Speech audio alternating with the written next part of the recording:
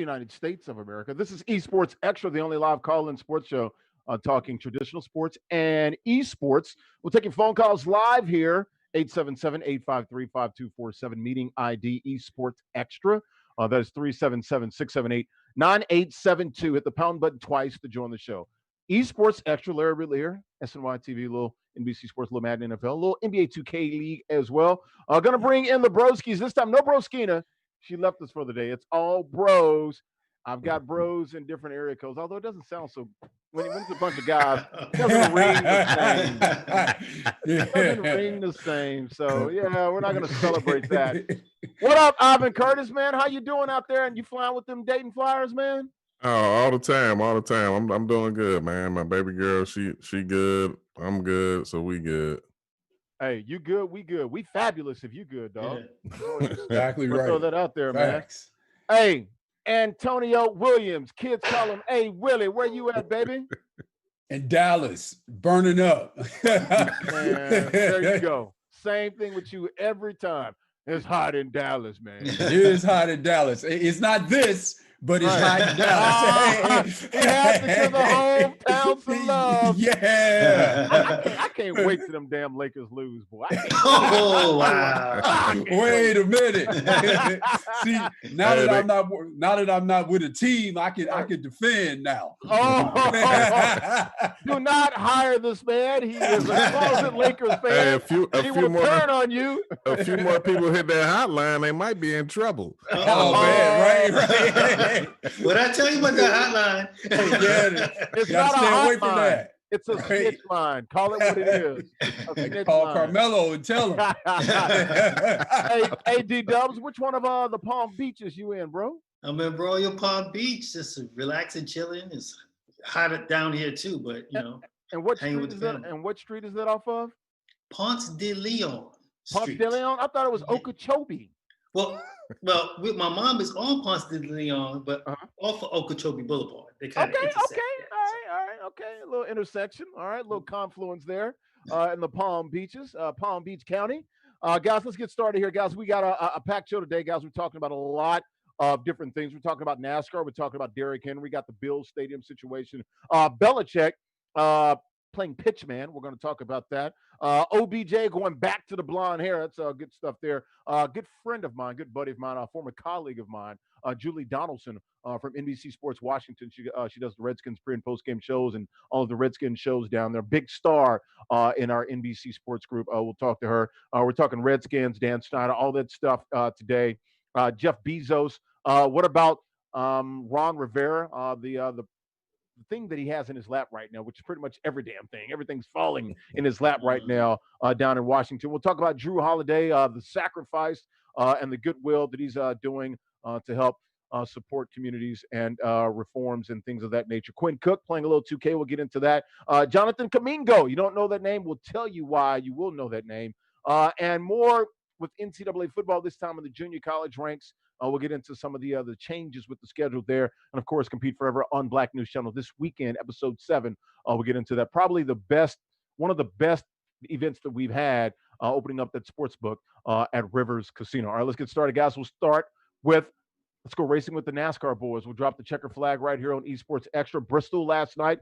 The all-star race right there. Usually, I believe, Durbin, correct me if I'm wrong, is usually in Charlotte, right? Yes. This time was in Bristol. They were allowing up to 30,000 fans. Looks like I'm reading they had about 20,000. Largest gathering for a sports show or a sports event since the pandemic started in late February, early March. You guys' thoughts on seeing the fans out there? Looks like they were socially distanced. Only were allowed to wear a mask to get in, but once they were in, they did not or not required to wear masks because they were socially distant. So you guys' thought, we'll start with you, D-Dubs, because you like to trade paint. Yeah, it was a good start for NASCAR to see how many people that can get into that arena. I think it holds 140,000. 140, the bull ring, baby. Yeah, bull ring. not a big fan of the short track, but hey, Bristol's one of those historical. Hey, that's my home tracks. state, man. Watch your mouth. That's my home state, dog. well, your home state, they had some episodes with that Confederate flag flying around the stadium, but that's another story. Well, defund NASCAR. Yeah. We're not. I didn't show that picture because it was from my home state. Yeah. No, I'm joking. and then they booed Bubba Wallace. That's another story. But as far as NASCAR is concerned, a good litmus test to see what they can do going forward with some of the other tracks, and it was a good turnout. People in the South love their NASCAR. Did you love NASCAR last night? Your thoughts? Did you watch it? Any of the race? I did not see any of the race. I watched a little bit of it. I'm not a fan of the short tracks. Like Bristol's not one of my favorites. I prefer it like the 2.0s, the super speedways, speedways, the Charlottes and stuff like that. Yeah.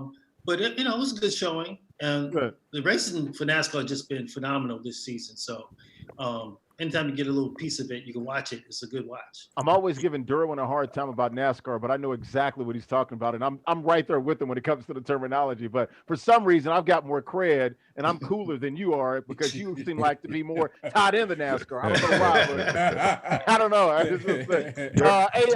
We talked to D-Dubs. Now let's go over to A-Dubs. A-Dubs, your thoughts, man, on Bristol. What do they call it, Coach K? It's the Coliseum too, right? The last great Coliseum. The last Coliseum. The last Coliseum. We call it the Bull Ring. I'm from Tennessee. That's what we call it. Darren, you sound like a NASCAR snob. The last great Coliseum. Right. Go ahead, A. No, for me, it was interesting because I think it's a good litmus test. I think a lot of the other leagues around the country are kind of looking to see how NASCAR does this and in terms of social distancing and things. But, one of the things that's interesting to me is how NASCAR has the ability to kind of, because they're not really relying on a home team and away team, they can kind of take their events around to different states, whoever will allow to have a crowd. So that was interesting to me because North Carolina shut it down, but Tennessee opened it up. And so that part is interesting to me, and to see if they do that with other events as well. And then one of the things I was reading about also is, you alluded to it, Larry, there were no masks required. Go ahead. Hey, Will, I'm going to cut you off. Let's go ahead and go to the phone lines here, guys. This is esportsXTRA live here on Twitch, on Facebook, on Mixer, YouTube as well. We'll take your phone calls live, 877-853-5247. Hit that meeting ID, esportsXTRA. Hit the pound button twice to join the show. Let's go to the phone lines and bring in Julie Donaldson. Let's go ahead and bring in my old colleague and good friend down in ODC. She's fighting for ODC. Julie, good Thursday to you. Thanks for joining us here live on esportsXTRA.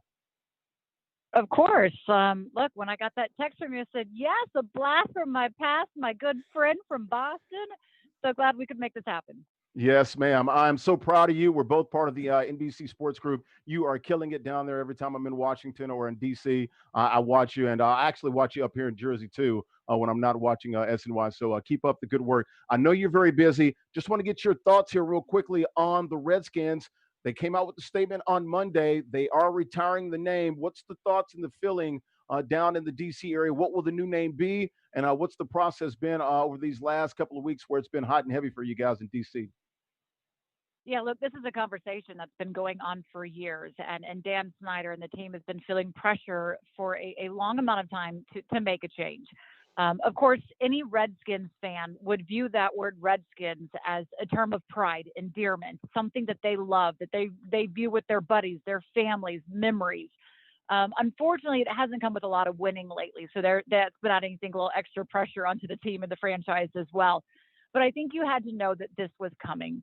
And when the Black Lives Movement came forward, it was hard to hide away from this, because if you're going to pay attention, you're going to support that cause, you really have to support every cause that's out there, every minority group that's out there. And if people are saying it's a slur, and it doesn't matter how you view it, it was considered a slur, and the name had to be changed. Whatever reasons it came down to, which a lot of it was the sponsors pulling out, and it hit Snyder in the pocketbook. Look, it changed. It's a new day. People are still, I think, feeling angry and sad about it. Some people are feeling triumph and saying it's about time it came. But the fact remains that the team still is in Washington, D.C. They have to find a new home. They had to find a new stadium. And to do that, they had to change the name. They had to go into what tomorrow is and stop worrying about yesterday. So they believe that they've done that. They have a new head coach that they really like. He is a very stable man. He is a great leader. He is already changing the culture in that room, in that building. And it's going to be what they believe the next 10 years are going to be very exciting for this franchise. What name they're going to be, I don't know. I really don't know. But I would think we might just go forward with the Washington Football Club right now. Wow. What's the leader in the clubhouse? What do the fans want? I hear Red Tails, I hear Warriors, Red Wolves. I think about Arkansas State. I played football in Middle Tennessee in the Sun Belt, the old days, and I remember that name, the Red Wolves. What's the leader in the clubhouse right now in the nation's capital, Julie? Red Wolves has picked up a good bit of steam, and it came out in a very roundabout way. But the meaning behind it, of it being an endangered species, being the only true wolf in America, it has kind of picked up something. It also being something that could be associated in tribe to the Native Americans. People like the Warriors, but people also say, look, there's already Warriors out there, and we don't have Steph Curry on this team, so that just isn't going to stick. And they want to keep the burgundy and gold, so that will still remain. They want to make sure that they tribute and it pays tribute to the military, to the Native Americans. So what name will be indicative to the city that they are in, to the district that they represent? I'm not sure, and I don't know. I mean, I think for as much as we want to pull this out here in the public opinion, I don't know how much that's really going to factor into the decision of what they go through. But it's going to be a process. The last time a franchise changed their name was the Titans, and that's because they moved from Houston. They couldn't be the Oilers anymore, and you go through it. But we also saw the Washington Wizards, go from the Bullets to the Wizards, and then change the mascot and the colors to the red, white, and blue again. It's a big process to go through and to undergo in the marketing. So how quickly can that be done? I don't know that it's going to be done before the beginning of the season. Again, I think it just goes with the Washington Football Club, and hopefully with Rivera coming in and changing the staff. It's not going to be this year, but hopefully this team starts picking up more wins and giving the fan base something to cheer about instead of this drama and these distractions that have just constantly consumed them.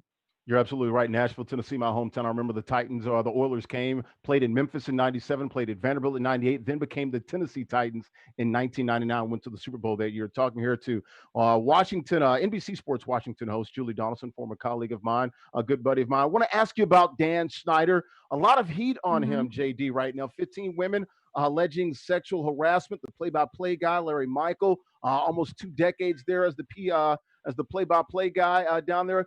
How big of a bombshell story will this become? How much heat is on Dan Snyder and that team down there? Well, look, there's the minority owners and Snyder, and they have had beef for quite a while, going years back, and it's now being brought into light to where we're realizing just how bad it is within the ownership of there.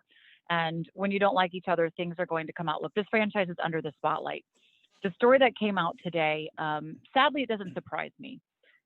It really doesn't. And I can say that because I do believe this is still something that takes place in a lot of organizations still. I still think it's something that, we had the Me Too movement. What actions have we done to follow that? What support are we putting into place? What protocols are we putting into place so that these stories don't continue to happen?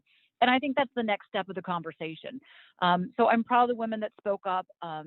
There's no room for that in any work environment against a male or a female to have any sort of harassment. You should be able to go to work, feel good about your work, and let your work speak for itself without having to wonder, do you have to play along in order to keep your job?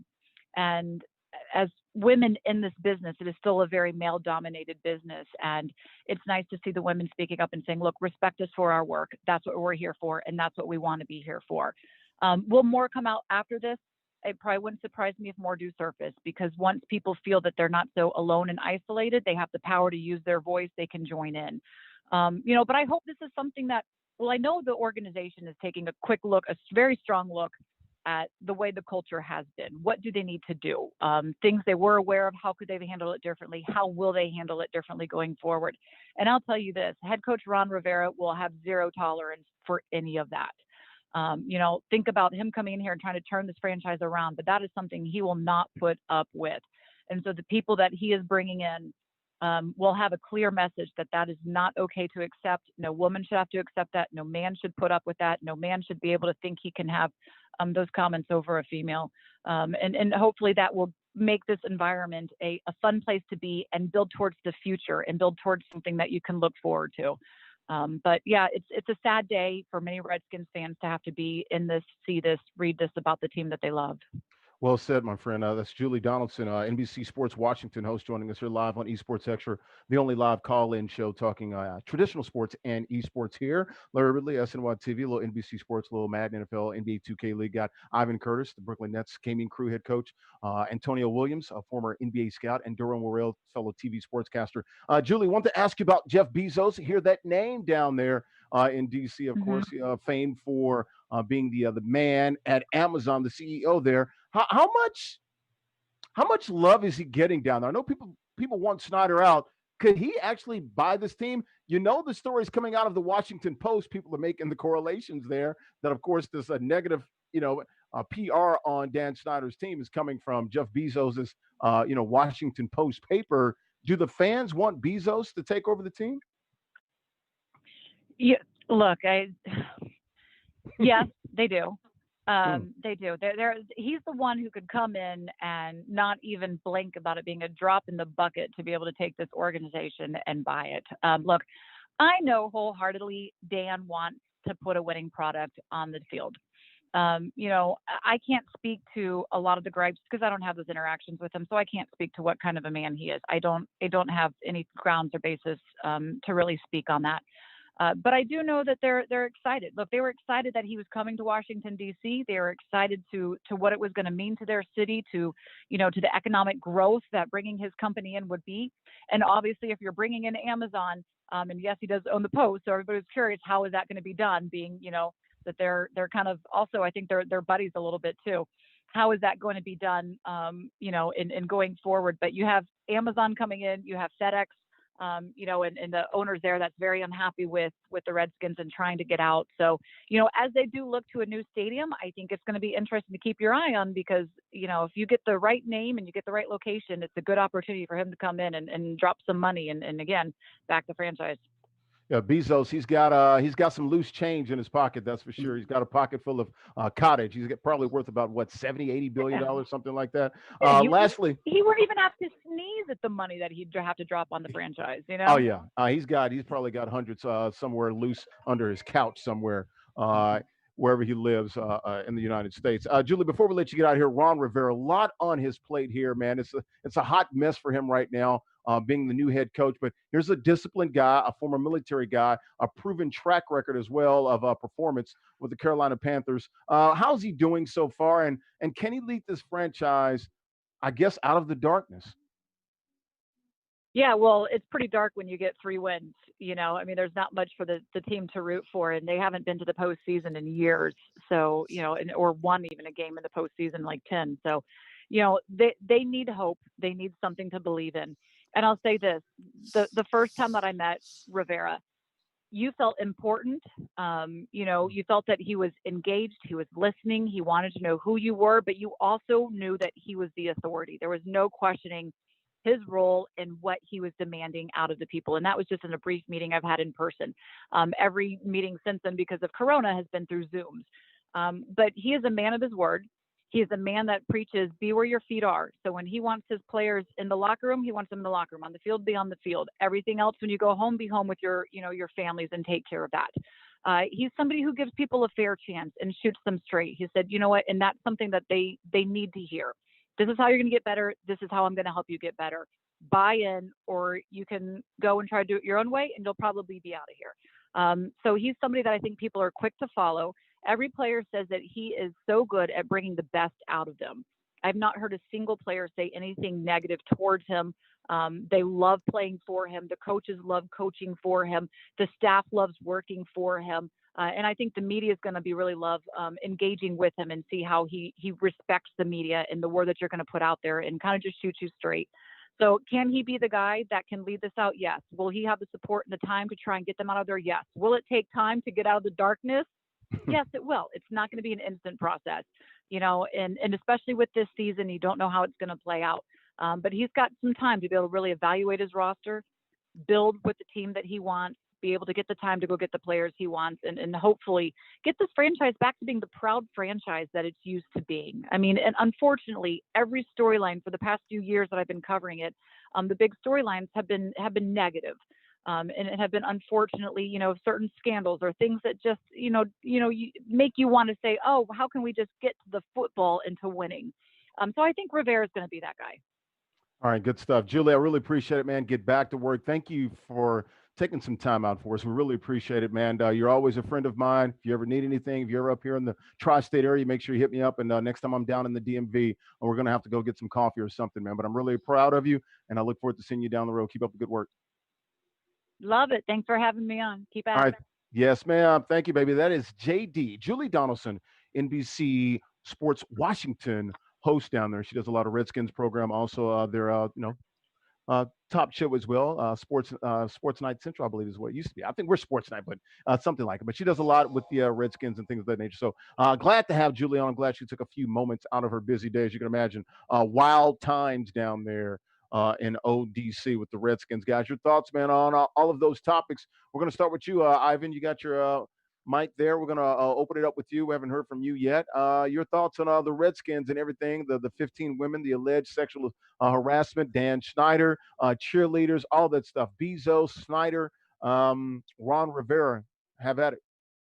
I mean, it's unfortunate. I mean, when you hear of allegations like that, uh, it's historically throughout sports when you hear such things that normally happens and well kept when organizations are winning. And now I think it's just about to compound on top of the fact that they haven't been winning and struggling to put together a competitive football team. So I think and it's probably gonna get worse before it gets better. Bezos, I'm sure if he wants to purchase the Redskins, that's not a problem. I mean, and I think they might be hitting the mark where they need some change. And of course, it start at the top and then trickle on down. But I definitely think they're going to need a facelift by the time this is said and done. A facelift. D Dubs, a proud franchise. How many Super Bowl wins? I think 3 or 4, right? So they've been there a lot. I think they've won at least 3. Yeah. Yeah, at least 3. You look at the fun bunch. You look at the Hogs Mhm. playing in that NFC East. John Cowboys and Riggins, Redskins. Theismann, Joe yeah. Theismann, aka Thiesman. All of those guys. Joe Gibbs, Right. Doug Williams, the first black quarterback to win a Super Bowl. This Right. franchise has a proud, rich tradition. What the Yeah. hell is going on the last 15, 20 years? I think they've been to the playoffs twice in the last 15 years. Nothing seems to have gone well when Dan Snyder has been the owner of that franchise.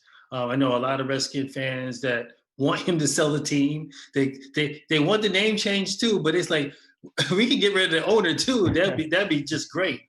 Where there's smoke, there's fire, and I think this is just the beginning. You got the post digging for stuff, and you have 15. I read there was 15 young ladies. One has already spoken. Can't think of her name right now. The others had signed some kind of NDA or something like that. Mhm. So they're not they're talking, but they're not putting their names to it right now.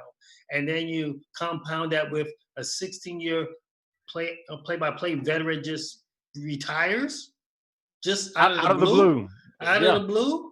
Friday night dump on Yeah. on a Wednesday night. A couple of guys already in July, just fired or whatever. This is going to be a lot to unpack. That's still coming, I think, down the pike. And poor Ron Rivera, he's trying to, resurrect a franchise. He's got a young quarterback he's got to get on to see if he's the guy, if he's on the right page. He's got to deal with that. And now got to deal with Corona. You got to deal with the shortened training camp. He And didn't only sign up 2 for this. He did not sign up it's for a this. it's a hot mess with one of the most historical franchises. But I will say this: if anybody could deal with this kind of mess, it would be him. I think he can handle it. I agree. But it's going to be tiresome every other day in the locker room. Well, if they have interviews in the locker room, we don't even know if they're going to do that. But having to answer the question about things that's other than football is just going to be tough for this team. Well, it reminds me of Jeff Fisher, man. Leaving Houston, coming to Memphis, then Nashville, playing at Vanderbilt, then getting their own stadium. Just a crazy 3 years for the Oilers, becoming the Titans. You look at Ron Rivera, but here's a decorated guy, former military guy, no nonsense. Also working in concert with Dan Schneider on some things with the name change and things of that nature. So I'm glad he's got at least somebody that's knowledgeable and, as they like to say in Boston, wicked smart in his ear that could help out. Let's go to a guy who used to live in Boston, although he claims to be LA. Don't be going back to Boston. You're banned from Boston. Stay out of Boston. Stay out of the Bay State. Take your butt back to LA. Hey, Proud Willie, Brandeis alum, man. No, man. No, you can't have that.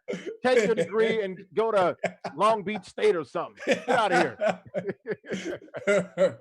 No, for me, it's exactly what Durham was saying, where you have Ron Rivera having to figure out if this young guy is the guy, teaching him how to be a pro, teaching him how to be successful on and off the field at the highest level. And that's a tall task for anybody to perform at that level. You're also learning at the same time. I've been in those situations scouting, and as everyone's been saying here, it sort of starts at the top. And your ownership, everyone has to be kind of walking in the same direction here, because it doesn't matter, even with Ron Rivera, it doesn't matter how smart of a football person you are, how smart of a basketball person you are. If you are in shambles from a operational standpoint, then what you have to win is you have to have talent that is far and away better than everybody else's. And obviously, if we look at this team for the years that they've been bad and the way they've been drafting, they haven't accumulated that talent. So with that being said, how they operate, their infrastructure, all of those things are paramount. And since that hasn't worked, now we see the results on the field. So, again, as everyone was saying here, I think Ron Rivera, if there's one guy that you would like to be sort of at the head of this process as we try to clean the mess up, it would be him. Now, clean up on aisle 9, please. And 10 and 11. Right, exactly. It's spaghetti all over the damn place. Right. Now, what happens too is, hopefully, whether that's Dan Snyder or whether that's someone else, you see this a lot in college athletics, where a school has a scandal. They bring in a coach, and your primary objective or mission is to clean up that scandal. Then when that coach does that, they fire him. Yeah. So, so that's the thing to kind of pay attention to as well. If Ron does what he's charged with doing and he does it successfully, will the organization continue to be, whether it's Dan Snyder or someone else as the owner, will they be patient with him with the rebuild? Yeah. I think this scandal, if anything, buys Ron Rivera time. If I'm Ron Rivera, I go to Dan Snyder, I look him in the eye, you better give me 5 freaking years. He's got to. Exactly right. Because I don't care if we go 0-64 over the next 4 years, I better get a 5th year. Right, because no coach can come into this kind of climate and deal with all this extra stuff. You can't fire. It wouldn't be fair, and everybody would see it. You can't give this guy just 3 years and then 4 years, just get rid of him. This whole thing that he has to deal with. 3 or 4 years is almost fair, actually.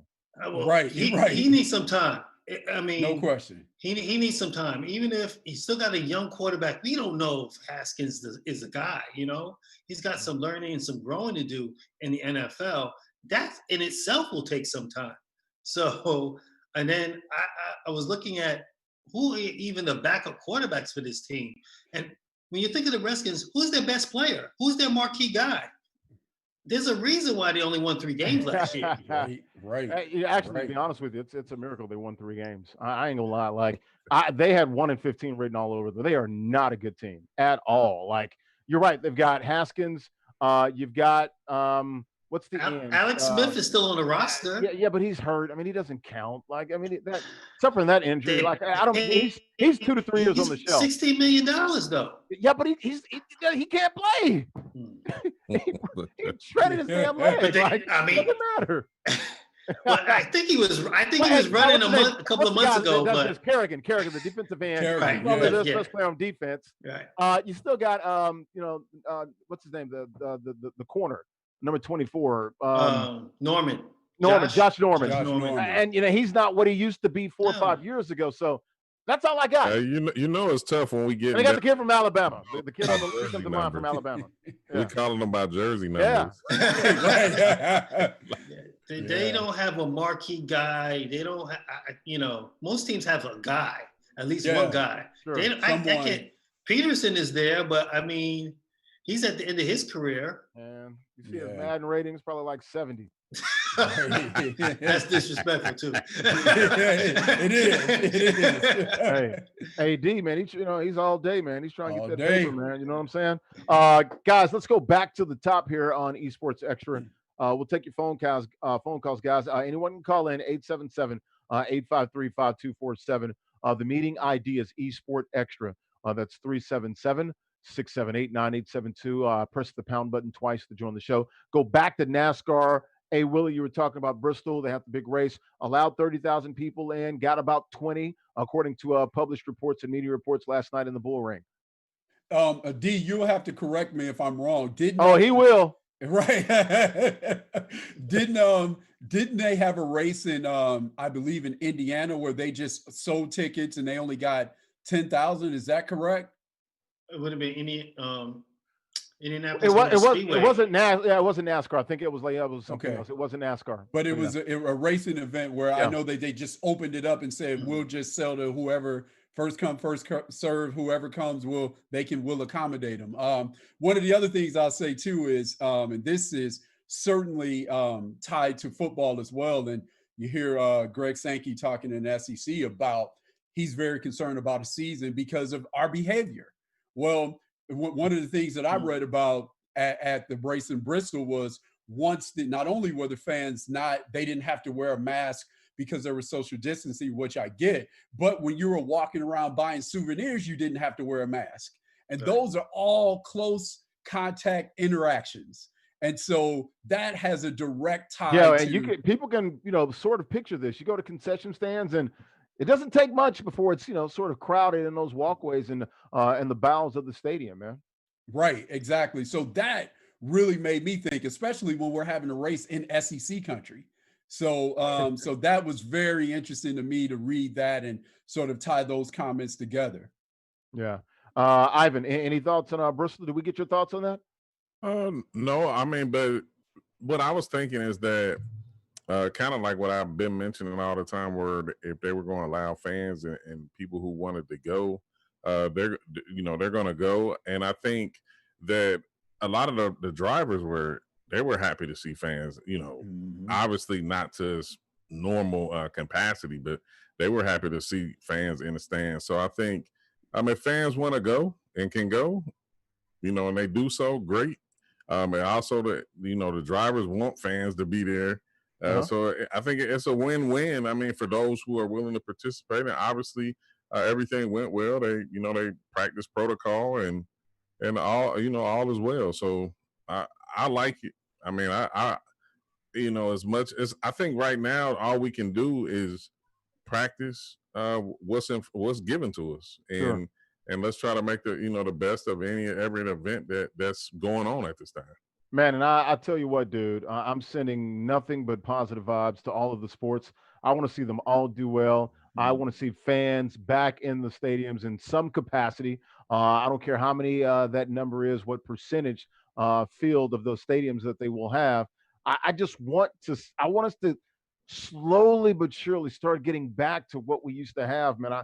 I miss February 2020. I miss January. I haven't been inside a restaurant in New York City or New Jersey since February, man. This is right. That's what I'm going to Nashville this week, and I told my mom we're going to eat pancakes. We're going to eat dinner every night that I'm there. And she's like, well, what's wrong? Because I can't do it. What's wrong? But you know what? A. Willie hit one thing right on the head. He talked about behavior. And that is part of the problem. As you see the South begin to heat up, the Texas, the North Carolinas, the Florida. The behavior. Like up in New York, you walk in there, anybody's establishment, you better have on a mask. They put you out, bro. If not, they're gonna either the owner gonna put you out or a patron might say something to you. You need to back up. Hey, son.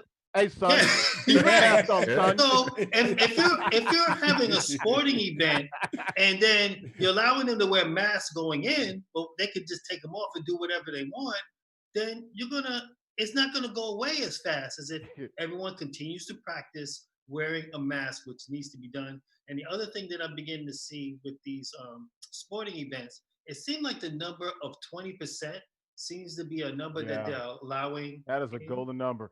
That's Shout a- out to the Miami Dolphins. They were the first team that I heard anywhere near 20%. They were talking 15, 16,000, and their stadium holds about 60, low 60s. That was around that 20% cap right there. They were the first team to get on that. So, look, the Dolphins haven't won a damn thing in years, but they've been right during this pandemic. They've sort of set the bar for all of us. Hey, quick story with that. I wasn't watching the news a while back when they mandated, having a mask on when you go in the stores. Uh-huh. So I walked like 9-10 blocks to go to Target, and I wait in line forever. Ooh. And then I get through the door, and they like, hey, like, I said, what's the problem? It's like, where's your mask? I said, I don't have one. It was like, well, you can't come in here. And I was like, oh my goodness. Like, well, you could do this, I didn't even think I was so stunned. I just turned around and walked back and then went to the apartment and waited to get some masks and went out. But it was crazy because I hadn't watched the news or anything like that. So I didn't know. So they caught me off guard. They not playing that. They're not playing. And some of the establishments and restaurants and stores, they'll sell them to you. Or even some of the places. I know down south, they actually, when I went to the mall in Nashville, Opry Mills now, they provide masks for you. So everyone is masking and a lot of other places. Derwin, back to your point, you were talking about put your mask on. The people here in New York and the tri-state would say, hey, man, son, put your mask on. Put your mask on, or I'm going to put my Tim on your face. So put your mask on your face, or this Tim's going on your face. Pick your poison, dog. Yeah. You know what I'm saying? Don't be walking up too close to nobody. You ain't got a mask on. Yeah. Oh, I know you, son. Hey, and don't cough, because then they're going to be looking at you like, what's wrong with you, man? Oh, true story. When people cough, I'll be like, hey. Yeah. Hey, true story. About 2 months ago, when it was still in the heat of it, I went to BJ's in Brooklyn, and I was talking to my wife FaceTime because I was trying to figure out, what else I needed, and I was by myself in one of the aisles, and I sneezed. But I dabbed or whatever. I sneezed, and I didn't think anything of it. I happened to look up, and somebody looked at me like, did he just sneeze? I know, like you're an alien. Yeah, like I was crazy. And it made me chuckle. Yeah. But that was kind of the atmosphere that was going on up here when we had it really bad. Yeah. If you can have allergies, anything, but if you sneeze, boy, they look at you like a cleanup of the aisle. Yeah, right. So D, what did you do when you sneezed? You did what? I did the dab. Shout out Cam. Let's shout out Cam. Hey. Oh, man. All right, good stuff. We'll keep it moving. We'll go back to the NFL. How about the mighty Titans, my Tennessee Titans, my hometown Tennessee Titans, last year in the AFC Championship game. Last year losing to Mahomes and the Chiefs, the eventual Super Bowl champs. They did sign Derrick Henry right before the franchise tag deadline yesterday, which I believe is usually 4 p.m. Eastern time. There 4 years, $50 million, $25.5 million guaranteed. I'm gonna be honest, I think that's a pretty damn good deal for the Tennessee Titans. That's less than Zeke. It's less than Gurley got.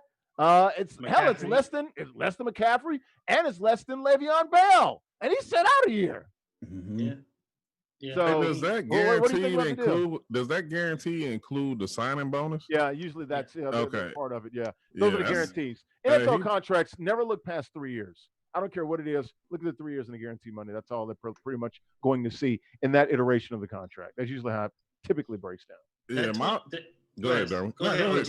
My only spill on it was that they got a team guy in Derrick Henry. I mean, he definitely left open the door for them to get some players. I mean, and obviously, I think just taking. I mean, it's not. I don't think it's rare that somebody who can get more money takes less or whatever. But they made it close, and obviously it's some guys who want that championship like that. That's important to them. I mean, not everybody is trying to break the bank, and that's their sole principle. So I think he allowed them to do that, and hopefully it pays off for him in the long run. Well, I mean, he's used to winning championships, of course, went True. to Alabama. So, he knows, all about hoisting trophies and confetti, roll tide down there. And as we like to say down south, Tuscaloosa, if you're not from Tuscaloosa. Hey, Willie, what do you think about King Henry? We were showing some pictures of him. I love the picture that the Titans put out there of him with the skyline in the background, and then the one of him sitting on like the Game of Thrones chair with the crown and King Henry. I'm like, okay, my Titans getting good branding. They're getting help. They got some swag, man. That two-tone blue is what we like to say down there in Nashville. What do you think, Willie? You like the signing? I love it for the Titans. I mean, that's nothing for them. No, agreed. I think it's a great deal for them, again, to keep that momentum going after being in the AFC Championship game last year. And I think the guy that's happiest about this deal is Ryan Tannehill. He's like, man, get this thing done so we can continue to stay true to our formula that we use. Yeah, you don't want him dropping back 40, 50 times a game. No. I've seen that too many times. Right. So I think for them, it's a great deal. And the other thing, Larry, is you were going down the list. One of the things that was really shocking to me, but then when I started to unpack it, it wasn't. But David Johnson is actually making more money than Derrick Henry this year. Wow. And so that was really eye-opening to me. And I know the Texans are hoping that they get a resurgence from a David Johnson, but no, I think it's a great deal. Given the climate, it's a great deal for the Titans to continue that wave and see if they can get over the hump. Now, is Ezekiel Elliott better than Derrick Henry? It's debatable. I mean, probably gun to my head, I might say, all right, give me a Zeke because he can do some things out of the backfield and things of that nature. But Derrick Henry's phenomenal. Definitely one of the top 3 or 4 running backs in the league. But, I mean, he got 6 years, $90 million. The Titans, 4 years, so it's relatively short. You know what? They're going to get all of Derrick Henry's best years. They're going to get all of them on a rookie deal and $50 million for 4 years. Like, that's great. Todd Gurley, what was, I believe, 6 years, 5 years, $60 million. So like I said, as far as, I mean, he's a peg below all of those guys. Great signing there, OG. What do you think about Derrick Henry? I love it. Like I said, I mentioned I actually I'm gonna pass the ball to Derwin. I mean, because I kind of spoke. I mean, I think like you said, they're gonna. That's right. I should have went to Derwin. Yeah, like I said, they're gonna get his best years, like you said, and got it. The dollar amount definitely pays in their budget, so they'll be able to go out and get some more help. And I kind of laugh because nobody wants to see Tannehill drop back more times than necessary. So go ahead, Derwin. That $25.5 million guarantee, that's for past performance the last couple of years. He's probably already earned 2/3 of that already the last 2 years when he was underpaid. Go ahead. And you know what? And another thing we have to keep in mind is that he's 26 years old. It's a 4-year deal, but that 25.5 is for the next 2 years that are guaranteed. So after the next 2 years, they can opt out, and he'll be 28 years old. And if you know anything about that position, they don't like to pay running backs when they get to 29 to 30 years old. I was about to say, definitely once you get to 30, you're kaput. But he might have another bite at the apple. Maybe he might have another bite. But when you look, I looked at that contract. After the next 2 years, there's an opt-out. They can opt out. He would have gotten all his guaranteed money. And for him, I don't think it's a bad deal because he's basically getting over, roughly $14 million a year. And running backs don't normally get that. They get that kind of money, especially he's a little bit older. He's 26, even though he doesn't seem like he has a lot of tread on the tires. But I think it's a good deal for him to try to get some of his money up front because we've seen it time and time again. When guys get close to 30, teams start to look at other running backs. He still has to produce the next 2 years. The Titans have a window right now, but really it's them, it's Kansas City, it's the Ravens. Those are your 3 top teams. And Tennessee is very capable of beating those other 2 clubs. They beat the Ravens in Baltimore. They came close against KC. They're capable of doing it. It's another year. Continue the blueprint. They have a very good offensive line. The one thing that Henry doesn't do, he's doesn't really catch the ball out of the backfield so much, but he's so good on the first 2 downs. You know, you can kind of keep him on the field. It's hard a to little knock bit. him. It's hard to knock him, Brendan. Yeah. Yeah, I think Sure, the other yeah. part what I was thinking about and listening to you, Derwin, is that like he's a pounder, man. Like Oh, he's downhill. Absolutely. yeah, and in saying that, it's like, you know, I wish him nothing but the best, because his lifespan as a running back is a lot different than some of the other running backs that actually catch the ball out of the backfield, and some of them that are not like first and second down running backs. So I think that's real critical to think about too, in his longevity. Why because definitely they can do with some more help to relieve him from having to carry the load as much as he did. Well, they got the young receiver Brown last year, had a phenomenal rookie year. You look at it, you know, they've had success in Nashville with this sort of offense and style, if you will, down there with Eddie George. Same type of bill. Eddie George was 6'3", like 240. He's a little bit bigger than Eddie as far as weight. I don't know if you remember those pictures. Remember at the national championship game, Mark Ingram was there, and they got the picture of him at midfield. He looked like his baby brother. I was like, holy cow, this dude's a monster. I thought it was Photoshop that he was so much bigger than him. Like I thought it was fake. No. Mark Ingram was like 5'8", 5'9", and dude's like 6'3", 6'4", like 260. Like, you know, just a damn man out there. Derwin, back to what you were saying, the AAV, the average annual value, about 12, a little less than 13, so about 12 and a half to be exact. That's cake for Derrick Henry. Like, he probably could have got, like you said, 14, 15, 16, but only for 12, 12 and a half. I think the Titans got the better of that deal, but I'm sure he's happy. And he like you said, OG, he gets to stay with the contender. Right now, the Titans are going to have to be dealt with. Got my boy down there, Kevin Byard, who's one of the top safeties, I believe 4th or 5th rated safety in Madden NFL. That's my boy from Middle Tennessee State University. All right, let's keep it on the football field. Let's talk about the Bills Mafia. Let's go, Buffalo. Hey. Let's go, Buffalo. Hey. Bills Mafia is crazy. Bills Mafia. I've seen it up close. ECW. Off the top rope, they don't care. Yeah. They're ending their partnership. I believe it was New Era who makes the hats and the caps. They pretty much got out of the deal early. So they're looking for a new sponsor on the stadium out there, the Ralph Wilson Stadium, which is and still is the worst stadium in the National Football League. I can attest to that. I've seen all 32 of them. It is the worst. Worse than Oakland? They're not in Oakland anymore. Well, I mean, was it worse than Oakland, though? No. Yeah, I mean, Oakland was just different. That was like their own. Like, it was different. Different. In the words of Derwin, that's different. You know, they're in their own little space, man, out there in the black hole. But definitely right now, it's the worst stadium. You guys' thoughts on the Bills and New Era? Like, can they get a sponsor on that damn stadium? Like, who's going to put their name on that crap? I mean, they are going to be a hot team. I will give them that. They will be good this year. They should compete for the AFC East this year. We'll start with you, A-Dubs. It's interesting because if you've been following New Era's sort of business, how it's been even before this announcement became public, their business hasn't been doing well as they've been trying to become more of a mainstream brand. But their business has been failing. They've had multiple instances where there have been missteps, and this seems like a culmination of those missteps. So definitely got some financial it's issues. Kind Absolutely. of on brand with what's been going on with New Era as of late. And I don't want to sound like I'm dumping on them, but you are.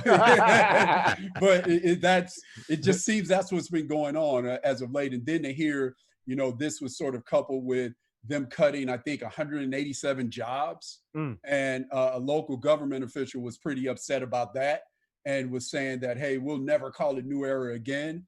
Let's just call it Veteran Stadium, as a nod to people in the military. So, I don't know if with him saying that and him being privy to the numbers, I'm sure the Bills will be trying to get a sponsor. But with him saying that, he probably knows something that you were talking about, Larry, with who's going to sponsor this thing. So yeah, it'd be interesting to see. OG, looking at Ralph Wilson Stadium, the old Ralph Wilson Stadium in Orchard Park, New York. We know a little bit about New Era. I believe they were the sponsors of the NBA 2K League Season 1. I know I got a bunch of T-shirts that's got the New Era symbol on them. Yeah, and especially the playoffs and the championship T-shirts when the Knicks won that Season 1. Well, as I rock my champion sweatshirt, I mean the new Man, we era. still waiting on our gear. Don't be doing all that, throwing it in our face. I mean, the new era, it was okay, but I mean, it wasn't amongst like my favorite. I mean, but the thing about it, I think what I really was thinking about is that right now it's tough with brands, with different teams that's not popular and not probably really selling like that. And then now not really knowing the certainty of how the fans are going to be coming to the games and how many, because they're not going to be coming in groves anymore and buying gear and apparel as normal. And I think that's where even where a lot of teams that may not quote unquote be that good, their fan base is still, decent enough where they can get sponsorships from different brands and keep them and maintain them. But now, I mean, it's tough. I think it's probably going to happen it can potentially happen to a lot of other teams and a lot of other sports where they have to go a different direction because it's just the money is just not coming in like it used to. So right. I think I'm not really like I wasn't surprised unless you're a winner.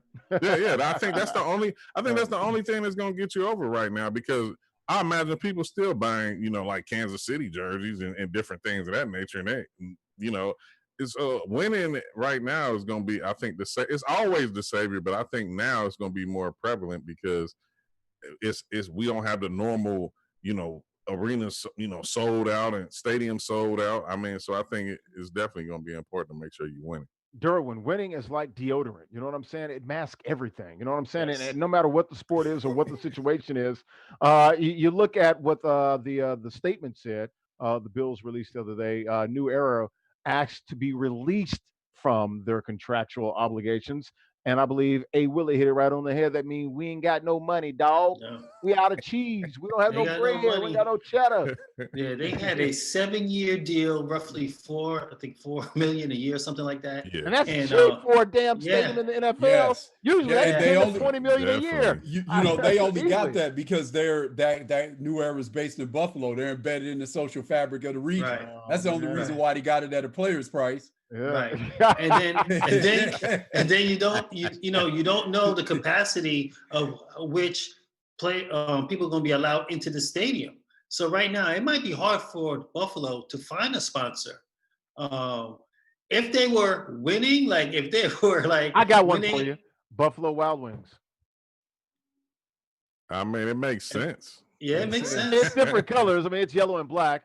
Yeah. Look, they got Anchor Bar there. Well, Anchor Bar, it's not a national chain, but I mean, I don't know. Yeah, I mean, I can see if they're doing really well during the season, maybe someone want to jump on the bandwagon because they're winning.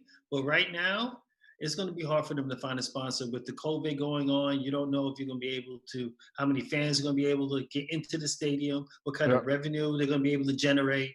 So I don't know why an organization will want to step in and put their money into something that's not going to give them money back. I think A. Willie's right. I think they should just call it WWE Stadium since all the fans participate in wrestling before the damn game. Right, yeah. Welcome to WWE Stadium in Orchard Park, New York. Yeah. All right, let's keep Vince keeps trying to get into football. That'll be his foray into it. Well, his third crack at football. Right. Freaking what is it? UFL? XFL. XFL 2.0, yeah. 3.0 would be this one. Let's keep it in the AFC East right there in the division. Bill Belichick. I've seen him at times do some things, and I've seen him be sort of loose occasionally, only a handful of times, not a whole lot. But I just to see Bill Belichick do the Subway commercial, that it warmed my heart, man. To see him out there choking down a freaking $5 footlong, sitting on a damn bench. Me and Coach K, we were looking at the pictures on the video. I'm like, dude, he looks like Forrest Gump. I'm like, he's sitting there like, only thing was missing was a box of chocolates and Jenny. That was the only thing missing from Bill Belichick in Connecticut shooting this daggone Subway commercial. And the backstory, one of the sportscasters in Hartford, his kids were out there with the ones getting the video. They're the ones that shot it, and that's how he put it on the news. Great story during this slow period of time. You guys' thoughts on seeing Belichick on a damn bench just on a lazy summer day, chewing and chomping down on a damn Subway, a foot long. Yeah, it's priceless. I mean, you don't think that you would ever see Bill Belichick somewhere just in public sitting on the bench.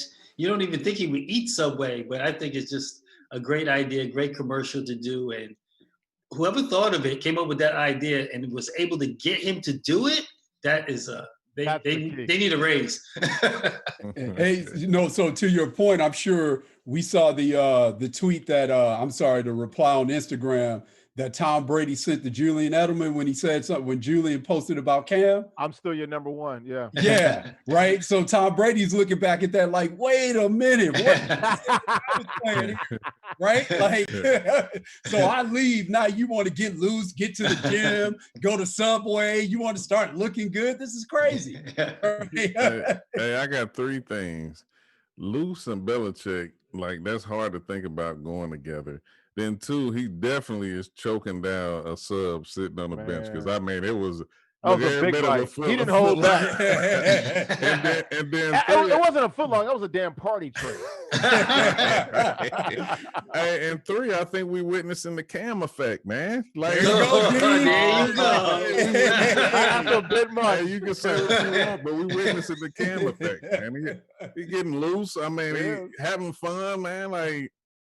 Definitely. So, now, when he comes into Gillette Stadium in a scarf or kefefe or something like that, then I'll be like, Cam effect.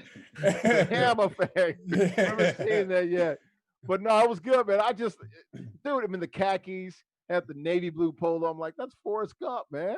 I mean, they should have put a black guy next to him. That could have been Bubba. I mean, and then they could have had some shrimp, and then it really would have been on. You know what I'm saying? Right. Shrimp and boat business. All right, let's go from Belichick to a guy that Belichick loves, and that would be Odell Beckham Jr. Odell Beckham Jr. You were just talking about Cam. Cam has been, sort of infamous and being very direct this offseason, saying that he's coming at people's necks, and I'm tired of this humble stuff. You know what I'm saying? He's tired of this humble crap. And now OBJ, I guess he's tired of being humble because people take advantage of you. So he's going back to being blonde. With got the locks going and things of that nature. I like it. OBJ said, I'm going back to being that dog. You know what? I had a 1,000-yard season. I played hurt. I broke my ankle a few years ago. People are coming at me. They're down on me, and I'm still out here, one of the best receivers. Oh, I got you. So I like this chip on the shoulder. I like this thing about not being humble. I kind of like this. If this is going to spur them on and motivate them, I'm all for it. We'll go with you first, D-Dubs. I like it. He's okay. That was hard. You gotta show it though, man. You didn't say that with your chest, man. You know what I'm really thinking about right now? I'm thinking about the video of Roy Jones Jr. and the video he had. You must have forgot. Y'all must have forgot. Y'all must have forgot. Nice with these. Yeah, right. So Odell needed to say it with his chest. He need to come out there. He got to prove it. I was looking at his stats today. His first 3 years in New York were phenomenal. Yep. And then he barely, 4 touchdowns last year? He's been non-existent. And the guy is capable. He's a tremendous talent. Well, absolutely. He's got to get it done. He's got to go out there and lead this team, score some touchdowns, be the threat, be the monster that we think he can be. Because when he's on, he's incredible. But sure. I mean, he's got to lead the wide receiver core there. I mean, he has everything that he needs. So sure. Don't talk about it, be about it. Same thing with Cam. Cam can talk all he want. Let's see it on the field. Oh boy. Let's see it on the field. Because we ain't seen nothing from Cam for like 2.5 years. Let's go. Colin Kaepernick, and he's only been to one Super Bowl. He's only been to one Super Bowl. Yeah. Cam's not any good. I mean, he's only been all pro like 3 times, and he only has 1 MVP. I mean, OBJ's only had like 4,000 or 5,000 yards, reception, 1,000-yard seasons. I mean, he's only one of the top 5 receivers in the league, but he's got to show us something. But hey, Larry. In that Super Bowl that Cam was in, when that football was laid on the ground in the fourth quarter, what was all that chest pumping in? He didn't want it. I agree with you. He didn't want it that bad. He didn't want that smoke. So I agree with you there. He didn't want it. But I mean, we can, like we said, I'm Don't not tell going me to. about I'm not GMOs letting. right He's now. not going to Should've rope been me in in. there foul. Nope, he ain't roping me in. I ain't falling for it. Nope, I ain't doing it. OG, go ahead, kind sir. I ain't letting them do me like that. Nope, I not today. I personally I've never been with the be humble approach. I mean, what I used to always say, even when I was coaching basketball at the high school level and coached a lot of good players, is that part of them expressing themselves and being who they are is what makes them great. And that's what makes people like them and become attached to them. Now, obviously, when everybody thinks they need to tone down, you really taken away from who they are. And they have people have to know that, you know, if he's gonna open up and be back to himself and be flamboyant, you got to take everything that come with it, whether you having success or whether you having failure. So, you know, me, it's easy to say because I am kind of a low key, you know, I consider myself humble and real laid back, but I don't despise those who aren't like me. I mean, because that's not who they are. We're And that, individuals. yeah. So I always like give people the side out and they say, oh man, they need to be humble, need to stop doing all the dancing, need to stop celebrating. Like, I mean, that's who they are. That's why Just that's mad because you how can't they, dance. That's all it is. that's how they got to who they are and why we like them. So, you know, of course I'm a Giants fan, so I've always liked the OBJ. So it's like, now I want him to get back to producing and doing what he was doing. I mean, even though he's not, you know, with the Giants anymore, I'm actually is my son's favorite player, so I have to hear about him all the time anyway. Yeah. Hey, Willie, OBJ, man, as they like to say, blondes have all the fun, right? Have all the fun, right? But you know, for me, I like it, and the reason why I like it is because when you're at this level, and one, it's crazy to try to be a professional, and then once you get to okay, now I'm a professional, but I'm also one of the greats. That's another level. And when you are trying to be great at a level where everybody is good, you have to know who you are. As OG was saying, the mental part of it comes in. And so when you're going out on the field or you're going out on the court and you're trying to be something that you're not, the other thing that you do instead of react, you're thinking all the time. And so for me, I always like to see players, it's different ways of doing things. Like, you know, you look at Tim Duncan, he was very stoic, but not when you looked in his eyes, right? You looked in his eyes, you Tim saw Duncan wore crazy dad look. jeans and flannel shirts. Yeah, that's him. That's him, right? And That's then him. you have on the opposite side of that spectrum, you have Embiid, and we've talked about him a lot. And he went through this same deal, whereas you know what, maybe I should tone down, and it didn't work for him. So I just think at the end of the day, like OG said, if you're going to take that the flamboyant part of it, you're also going to take that production. Sure. So with that being said, guys have to be themselves. There's different ways of doing things. And it's a reason why the Patriots are successful. They get guys that fit into their program. Sure. And then, you know, Pete Carroll does it a different way. Right. So I just for me, I think whatever you can do to put the athlete in the mindset where they can just react and be the best version of themselves, that's what you should do. I'll say this really quick. For me, a personal thing was when I stopped wearing 23 as a player, I felt different because guys wouldn't come at me as much because when you wore 23, it was almost like a bullseye on your back. You're damn right it is. Right? So you had to be able to go. And so when I took it off and I was, I'll stop wearing it, I played a different way because I was trying to be something that I wasn't. That's a good point. Yeah. As they like to say, different strokes for different folks. OBJ said, look, man, blonde is back, man. And I'm happy for him, the blonde bomber. Hopefully he can go out there another 1,000-yard season. But Derwin is absolutely correct. Got to have a little bit more production. I mean, it wasn't a bad year, but it was a down year for his standards. You know, 1,300 yards, 8 to 10 touchdowns. That's an OBJ sort of year. And as a lot of our female friends, you know, a lot of my IG models out there like to say, you know, do you, boo? You know what I'm saying? So I'm all for it, man. OBJ, you do you, boo. As the girls like to say. Well, let's go to the basketball court. Let's talk Drew Holiday. Very special thing that he's doing. He and his wife.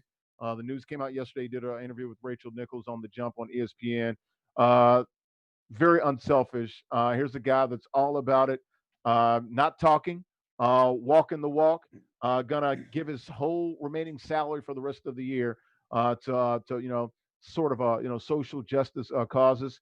I think it's up to like what, 5.3 million dollars, 5.3. 5.3 million dollars. All you can do is just applaud it, and it's great, especially with what he's had to deal with his wife and things of that nature. The former soccer player, a beautiful family, very touching, and that's why they're blessed, man. You know what I'm saying? They're helping others and blessing others. I love this story. We'll start with you, OG. I mean, what more can you say? Like, I mean, when I read about it, I mean, it's just great. And really, even for myself, I know like people always think about athletes. They think about the money, they think about the fame, they think about everything that comes along with it, but not realizing like a lot of athletes, they're good human beings, and they come from a lot of different backgrounds, and they've seen and experienced a lot of different things, and they know, they have a sense of what they can do to have a large impact on the world, just beyond being a player. And I think it's great, and really I like to see more of it. I mean, especially during this time. I mean, I think if it's ever was the time to do something like that, this is definitely the time. I mean, because it's a lot of people struggling right now, and experiencing a lot of different things due to with the pandemic, and the economic situation that's going on in the world because of it. So I think it's phenomenal. I mean, you really just when, like, I mean, he's always been a solid guy, like, anyway. Like, I mean, Sure. and a solid player. So if you didn't already like him enough, here's a 5.3 million more reasons to like Hey Willie, I think that I look at myself. I think that I'm a nice guy. I would like to help people. I don't know if I can donate all of my checks, man. I just being honest, you know what I'm saying? I don't Right, know. right, I've got right. 4 little ones. I got 4 little Ridleys running around in this world. You know what I'm saying? Like, Right, God right, bless him, man. 5.3 right. million remaining game checks, and the sort of challenges and difficult times that he's had with his family, especially with his wife. Beautiful story, man. Beautiful family, a beautiful gesture as well. Hey, It is. It is, and it's really. I've been fortunate enough to know Drew for a while. I scouted him when I was at ESPN when he was in high school, and we'll get him on the he, show next week then. yeah. He ain't joking either. Don't come on here talking about folks. Don't do No, that. no. Don't I'm do just that. saying. Flexing. I'm familiar with. No flexing on me. Don't flex. I'm trying to give him his props. So no, but this is really on brand with him because he even when he was I remember scouting him when he was the third ranked high school point guard in the country, and he was Before he went to behind UCLA, Brandon. right? Yeah, and he was Yep. behind Brandon Jennings 1, and then Kimball Walker was 2. And and again, I guess I'm about to show something here. My affinity for the West Coast. I always liked him. And I said, man, Drew, we got to give you some love. He's like, yeah, you got to give the West Coast some love, right? So with that being said, yep. So he's always that's really on brand with how he is. And he's always just been, you know what, I'm going to do my job. I'm always going to do the right thing.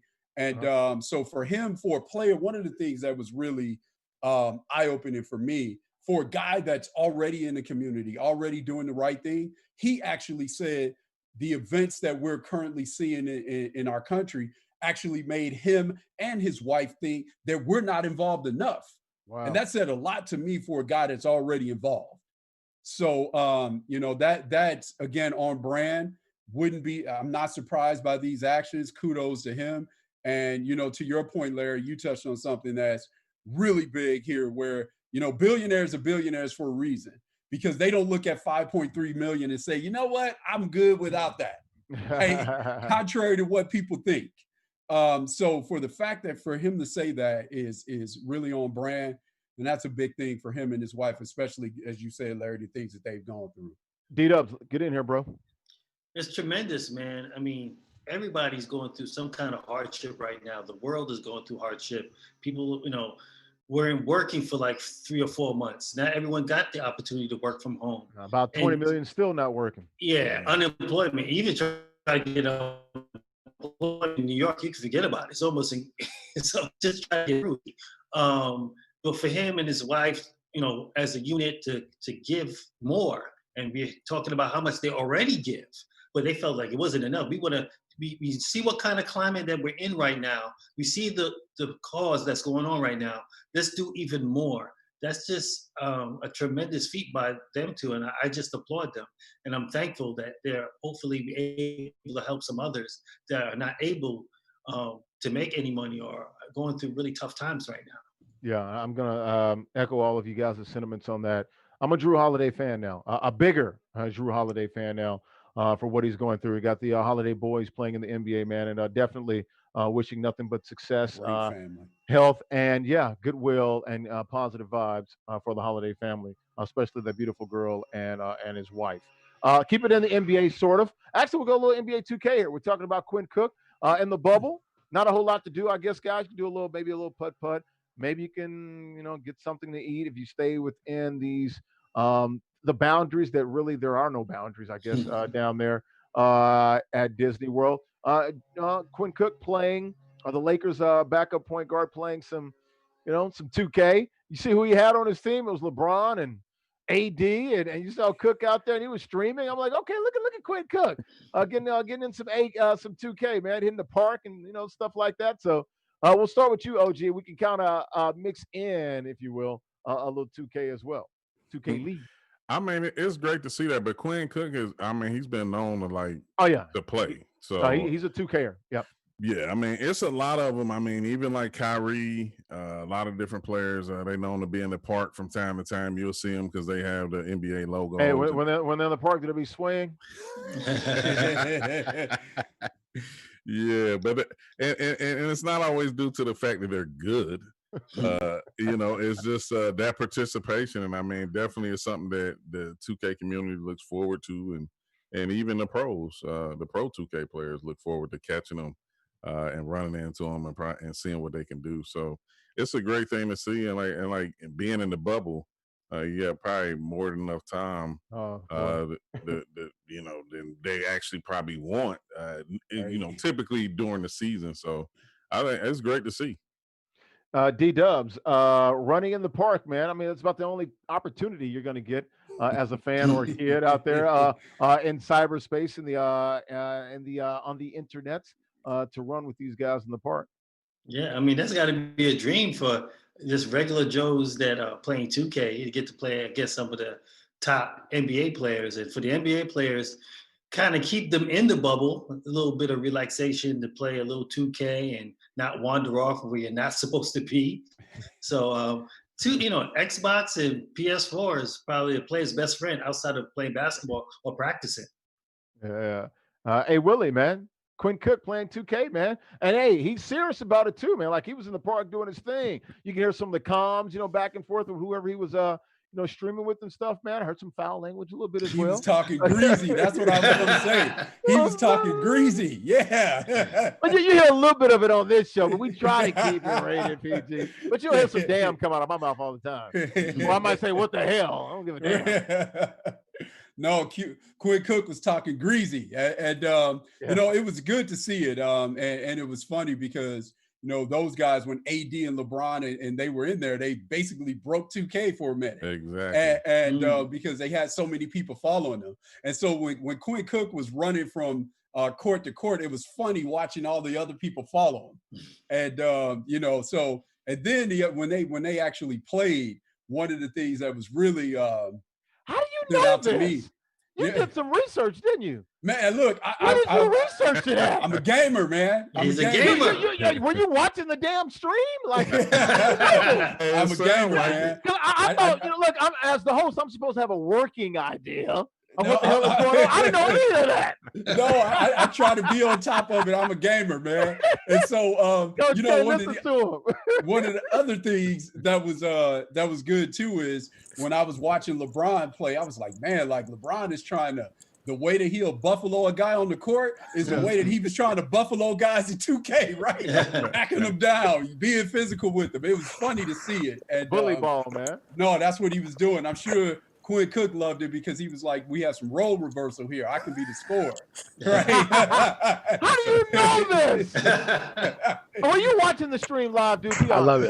No. I love it. I love it. I love it. But What you do? knew You can about watch it. the VOD? But how do knew you know about the it. intimate details? Hey, Willie? Because I'm a gamer and I watch How that. do you know? I love it. I Answer love the it. I love question. it. How did You gotta figure it know out? it if you're a gamer. How do you I can't know? say- How did you figure it out? That's the question. Because I'm a gamer. He does. Oh my gosh. He does He this to Amon researched. Green too. He does this to Amon Green also. No, dude. How do you know? How did you figure it out? Did you read it? Did you hear it? How do you know? No, well, my cousin told me that they were on. And Oh, then okay. I jumped on and I saw it. So you were there. That's what I'm saying. Who are you in the pictures? Identify yourself. First hand accord. Right. Oh Right. man, you guys. I will not crazy. reveal my sources. Nah, he told me to jump on. He told me to jump on, and I jumped on, and I saw him. So Hey, Kev, what is it about our hosts, man? Our co-hosts? They will not answer a direct question, will they? Hey, None of them will. Hey, They what, just deflect. They're like Johnny Hosman back there. hey, whatever's off the clock is off the clock, man. Come on. Hey, exactly. It's like Rodman, man. Off the How clock. many is off times the did I clock. ask him? I Yeah. asked him like 5 or 6 times, didn't I? Like, how did you know? I How did you find out? I Where just- did you hear it from? I don't know. I mean, you know, you My were cousin there. told me to You go were on. the I just want to know Love which it. one of these guys in the park he is. Which fit does he have on? No, I can't reveal that. No. Hey, I can't reveal that. Sunday, we're gonna have a 2K League segment on Sunday. Gotta reveal it, dude. No one send me a screenshot of you. We gotta talk about it. Everybody. I want to see Can't a reveal that. No, man. Hey, dude, if you're in the park, man, it's public. Not really. It Not is really. public. That's why What we park have ain't gamer public? tags. That's why we have gamer tags. Now you scared. Now you scared. Well, if people talking greasy, I got to say something back. Hey, what do they say down south? Hey, Willie, if you're scared, go to church. There it is. There it is. If you're scared, go to church, man. Don't be scared. Right. What's your gamer tag? Throw it out there. No, don't do it. Don't listen to me. Don't do that. Don't let me gas you up. Don't let me gaslight you. His gamer tag is Derwin Worrell. That's what. That's it. Well, and then add, See, there you go. got to add Derwin Worrell loves Cam. That's it. That's it. No, he's Cap Allen. Jeff Oz is- There you go. No Cap D Dub.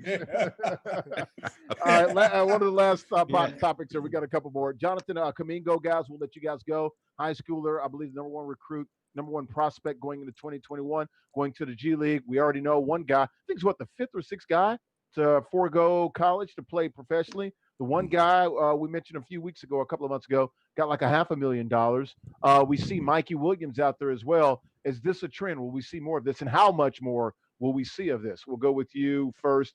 A-Dubs, you're closest to the NBA and the game and college. No, I think this trend will continue. And even saying that, even with the continuing, I think people also have to put it in context.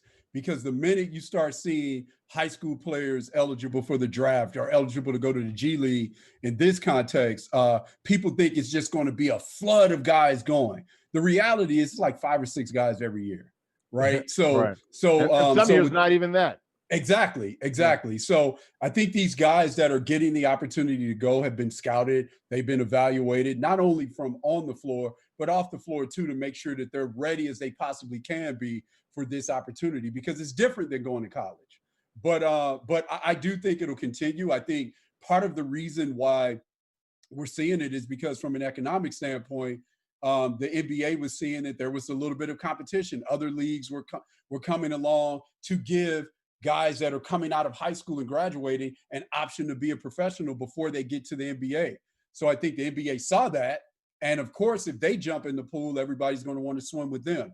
So I think this is going to continue to happen. But again, as I say that, I don't think we're going to see 50 guys doing it every year. OG, you're you're a former coach. I think you still do some coaching as well, also in the NBA 2K League. What sort of a player is Jonathan Kamingo? See, I mean, like, hey, Willie hit. I mean, he hit most of it on the money. his situation, he's 6'8". Like, I mean, so he's And offers from Kentucky, Duke, yeah, all the Duke, guys. so he's one of those guys that's like pretty much as long as he stayed on the path, he was pretty much locked in. I think, and that kind of follows suits with what A. Willie said is about it. It's not going to be. It's going to be the trend, but it's not going to be an explosion of it because you definitely you have to be one of those top tier prospects, and he definitely big physical slasher. I mean, pretty much complete game. And he's going. I think at the end of the day, he's going to end up in the NBA and making NBA money. I mean, but it definitely won't. Like I say, he's 6'8". I mean, he's pretty much, he's a big guard. Definitely been on the radar for a while now. If you obviously had offers from Kentucky and Duke, that kind of tells you, what realm he's in. Even before going to the G League, I think, like A. Willie said, he's been scouted and recruited for a while now. Probably already, the ink was about ready to go on some agent's paper, so you might as well seal the deal. Like I say, he's an electrifying player, high flyer. I think I wish him all well. I mean, because at the end of the day, a lot of these type prospects was going overseas, making the money, not caring anything about, not so much not caring, but not going to college. So why not have our own system in the U.S. that allows that? I mean, really, to be honest, I was never a big fan of the NBA stopping players from going pro from high school. Because we have to be realistic. Mistakes are made every day. Yeah, quit trying to protect the teams. Yeah. I mean, from themselves. Right. I mean, there's going to be players that decide to go to the draft, and they're not ready. They believe they're ready, but they're not ready yet. And this has been a lot of fall from greatness coming from high school, trying to make that jump to the pros, but it happens. Yeah, everybody's not a LeBron or a KG or a Kobe. You're right. It also happens to 4-year guys in college as well. Yeah. That's even because the longer you stay, they pick apart your game. So yeah, damn if you do, damn if you don't. Durbin, let you get in here real quick. How many G's will Kuminga get in the G League? Well, what I want to touch upon, this move by him, don't you guys think that the coronavirus has something to do with it? We don't know what the fall is going to bring as far as college basketball. Right. So you signed to go to a Kentucky or a Duke. There's no guarantee they'll be even playing basketball. Thank you. No, to your point, he actually graduated early too. Yeah, he reclassified. So that really, yeah. So you're spot on, D. You're spot on. Good point. And then at least the NBA, they've been trying the little bubble stuff. So maybe the D League might be a little bit safe. The G League might be a little bit safer. I don't know, but I think with the climate that we're going into right now, you don't know what college, what's going on with them, NCAA, things are getting cut, fall sports are getting cut. So why not just go be a professional right now and not even deal with going to college? We'll keep our eyes. I want to jump in really quick and say this too. The other thing that you were saying about what you were saying, Larry, about saving teams from themselves and making bad decisions. The other thing that, and OG alluded to this earlier, the other thing that happens as well is when you allow high school players to go, a lot of these players that are the top in their respective class, to a certain extent, have already been treated like professionals. So since they've already been treated like professionals, they've already maybe had some contact with some agents, et cetera. What you also do is, I'm not saying you clean up all the cheating in college basketball, but you alleviate some of it, because now these college programs don't even have to recruit this guy, right? Whereas now, if you force them to go to college, the college programs have to recruit a top level guy knowing that he's probably been paid. So you take some of that away. I think about this, OG, for you. Can you imagine what compliance would have been like if Ohio State really had to recruit LeBron? LeBron James. It just, right. So the fact that they really didn't have to recruit him, I mean, I think it saved them a lot. It saved them a lot. Go ahead, Coach K. You want to jump in there? Go ahead. I have a question for Derwin. It better be funny. Is he as good as Neon Badeau? Ooh. I don't even know where to go with this. I don't. If you know, whatever. you know. He's gonna get $500K. I mean, Well, yeah, the other guy got 500K, Yeah, he's getting. half a million, He's getting. and he's getting just as good, if 500. not better. Yeah, So, he's going to. yeah. Yeah, He's gonna in get that the category. 500. So I mean, and the funny thing you said that. Well, Really, I mean, Zion got damn near that to do. I was about to say. I was about to say something similar. Like when Willie was saying the fact that when you had those players who skipped college and was going to the NBA, you didn't have to recruit them, and it made college operate under a lesser budget than a bigger budget. right. It's a little cheaper to get the 3 and 4 stars than to get the 5 stars. Yeah, the guy's already been. Go ahead. Go ahead, Larry. I'm sorry. Go ahead. No, I was just saying, if the guy's already been treated like a pro, don't force me to recruit him. Right. Well, right, because these schools are forced to recruit him because they have to win press conferences. Yeah. Right. If you have a guy in your backyard and you say, hey, I'm not recruiting him because of this, your fan base kills you. I know, right?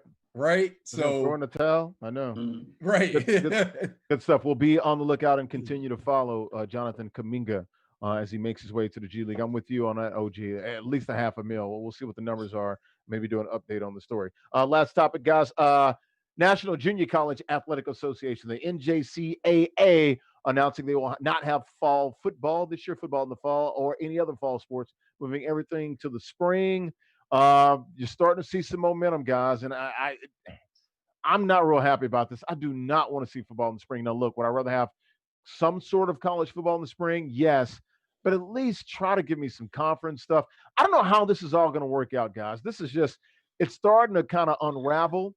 It's starting to become a little discombobulated. And when these leagues, and we saw the Patriot League, we didn't get a chance to mention that today, they're not doing any fall sports either. So now that's like almost a handful of leagues not doing fall sports.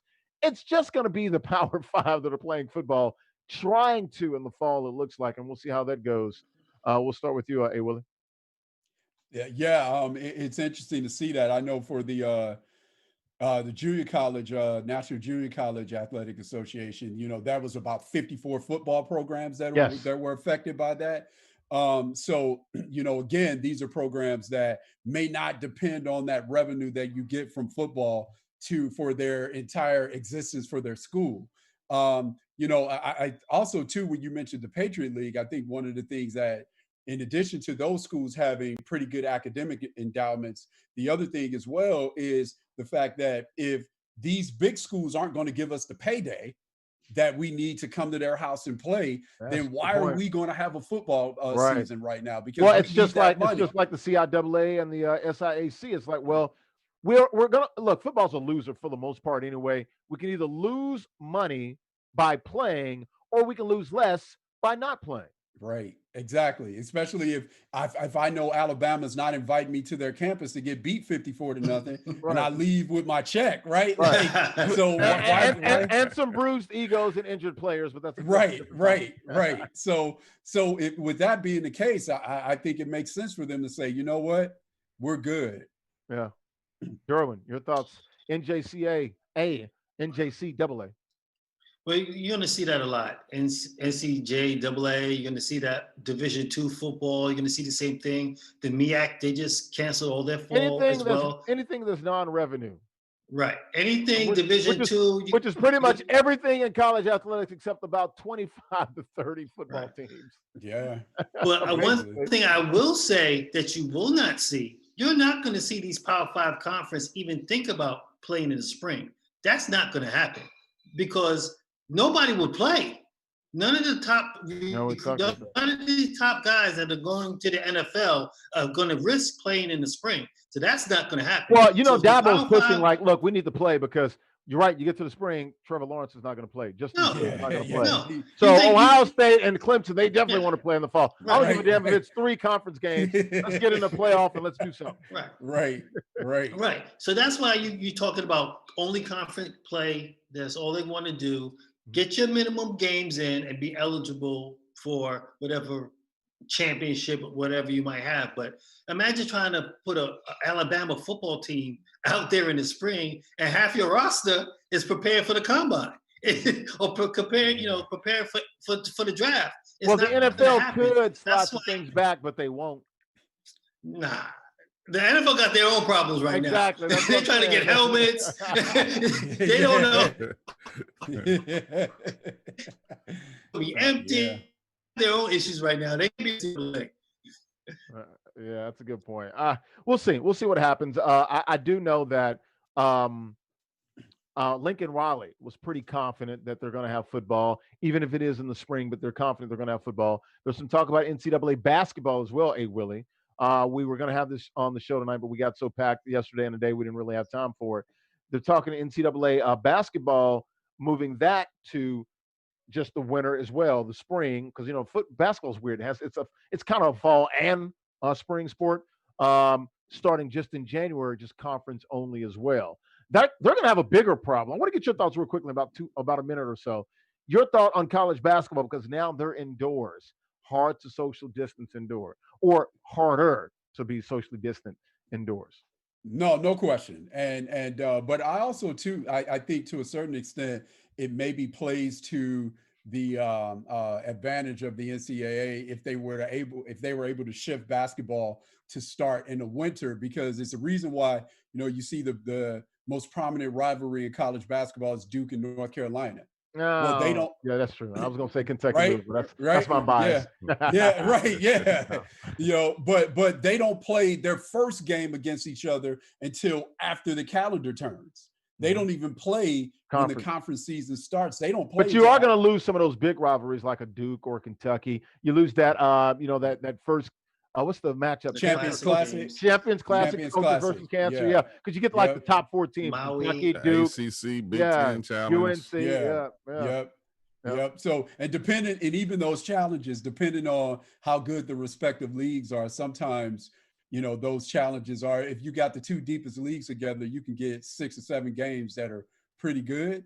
But if they're not deep, you get like 2 games that are really good. So, right. Well, that SEC and the Big 12, they do that because the Big 12 only has 10 teams. Right. SEC's got 14, so they play 10 out, 10. They pick out 10 from the SEC. Yeah. So with that being said, I think that sort of plays into part with it's part of the reason why you see other teams in the SEC are investing in basketball, because they're looking at all the money that Kentucky's making off of basketball. So all those SEC programs are now investing in their facilities, doing all those. Auburn's one of them. Yeah, they're all doing facility. It now. Yep. Because they see the money that Kentucky's making. So to shift the season, if they're able to shift it and as much as they can, and to maximize that pot, I think they'll try to do it. Yeah. Be tough, man. There's no way in hell they can miss 2 Final Fours. You can't miss 2 March Madness season. So I agree with you on that. Guys, that's going to do it. We'll end with the Compete Forever, Coach K. Compete Forever this weekend, episode 7. Compete Forever back on Black News Channel nationally. You can get Black News Channel on Comcast, Xfinity, Dish Network, and also Charter Spectrum Cable. This weekend, the Compete Forever Madden NFL Electric City Classic from Rivers Casino in Schenectady, the capital region, right next to Albany. We opened up the sports book there. Beautiful sports book. I'm a little biased, probably the best one in the state. Although Resorts World is pretty nice too. They're a partner, so they're even since they're partners, and they both have brought us to their properties, multiple times. So, but definitely have the sports book up there. It opened up, first one in the state of New York. We were there for the grand opening, myself and Jim Crash Jensen. Former Miami Dolphins player, used to wear the neck roll, number 11, the Swiss Army knife for Dan Marino and those Dolphins in the 80s. So you can catch that. Great finish to the championship game. I believe the championship game ended on a walk-off touchdown in overtime. But yeah, good stuff there. Beautiful sports book there at Rivers Casino. Also want to thank our sponsors. I want to thank Lucid Sound audio headsets. Renee, I know she tweeted at you guys. She's happy to have those Snoop Dogg headsets. Myself and Durham, we have ours. OG, I got to get him a pair. Kevin's got a pair. He just never wears them. We'll get a Willie a pair. Wrap Snacks, thank you. These are my sons.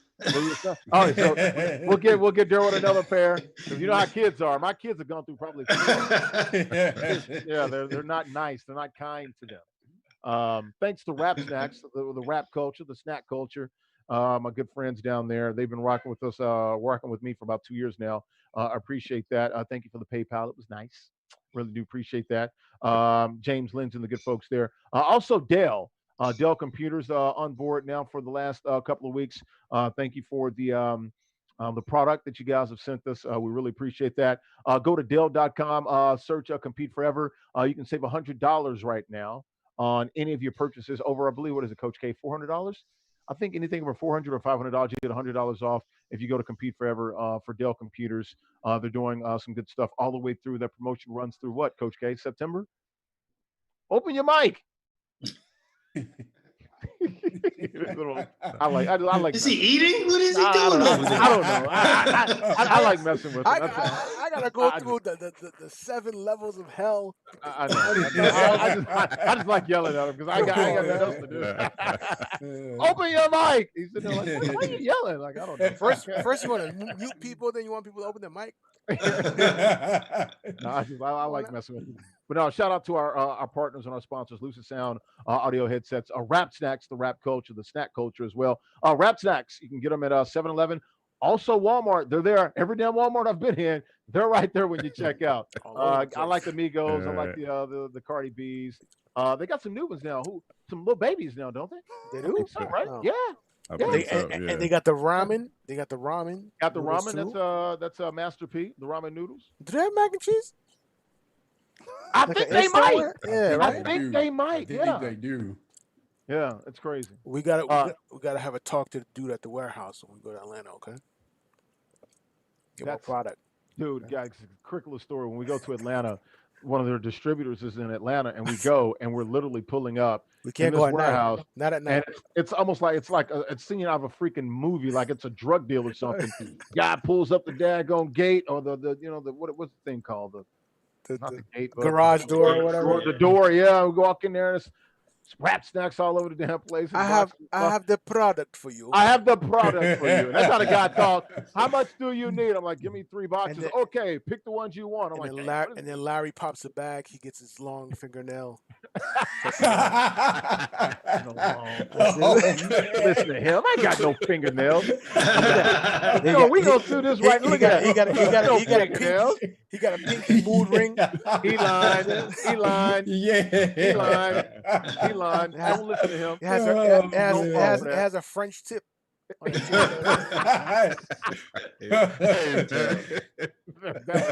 man, that was good. Hey, he called me out, French tip. Oh man, we brother, we.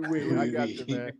Oh, good stuff. Any last thoughts, guys? We're about 7 minutes over. Let's get out. I appreciate my esports extra fan for blessing me and my daughter and a healthy recovery. I'm still here in Ohio until Monday, and then I'll be back into New York. But it's been a great time, as well as Mama Snook and Diddy. We talked to Snook and Diddy, and they prayed and blessed over my daughter as well. So I'm grateful and appreciative. Nice, Prayers up, my friend. Love it. Prayers up. Are you going to be on the show Sunday? No doubt. Okay. No doubt. Hey Willie, you in? You got some news. We got to talk about the turn coming up next week. Absolutely. You gonna big league us? Hey Willie, what you doing, man? I'm in.